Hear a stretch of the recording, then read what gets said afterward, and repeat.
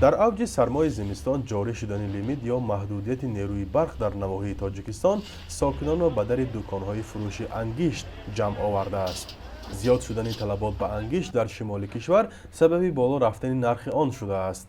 8 ینور در بسیاری نقطه‌های فروش انگشت 1 کیلوگرم آن تا مرز 2 سامانی می رسید، در حالی که چند روز پیش به گفته ساکنان به مراتب ارزان‌تر بود.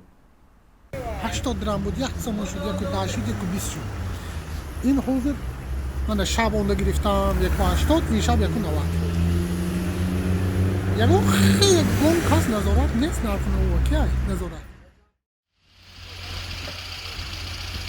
تاجران مواد سوخت در ناحیه باباجان غفوروف میگویند این انگشت را از قرقیزستان از دست دوم و سوم میگیرند و نرخ آن به عامل‌های گوناگون به مثل قرب سامانی، کم شدن واردات و پست بودن صفت انگشت داخلی بستگی دارد. حالا ارزش 1 کیلو انگشت استحصال خودی تا 1 سامانی است و طبق حساب‌های کمیته آمار تاجیکستان در سال 2020 نرخ انگشت نزدیک 13% بالا رفته است. نظر به وای سال چقدر نرخش قیمت شده این کوموره؟ 30 درم 40 درم که نشده. وای سال نگاه کردن. همین سببش چی میگن قیمتشه؟ میدونم ما آدم میتونم میفروشیم، ما کارگر 5 درم اونو میفروشیم.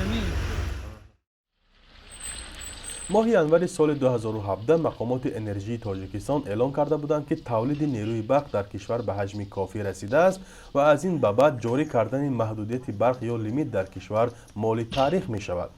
اما زمستان امسال بازگشت لیمیت ساکنان را غافلگیر کرد و چون آمادگیش را نداشتند به بودجه خانواده ها ضربه زد. قبرغه میمونی مثلا قبرغه 1 ساعت 2 کیلووات میزنه. بله 2 کیلووات 50 درم. بعد گوه کار میکنه، گوه کار نمیکنه. دام گفته کار میکنه. یک روز ما به 10 سامان زند، پوس هیچی میتیم پلیس ویچه. این یک شب 50 سامان. خب کمر زد سوخی. نو خریم یا کمر خریم می. در دهات تاجیکستان ساکنان برای کم خرج بودن با وجود داشتن برق هم منزل‌هایشان را اساساً با بخاری‌ها یا صندلی‌های بابایی گرم می‌کنند. حالا آنها از آن نگرانند که با افزودن طلبات به گرمی هیزم و تپک نیز کم یافت و قیمت می‌شود.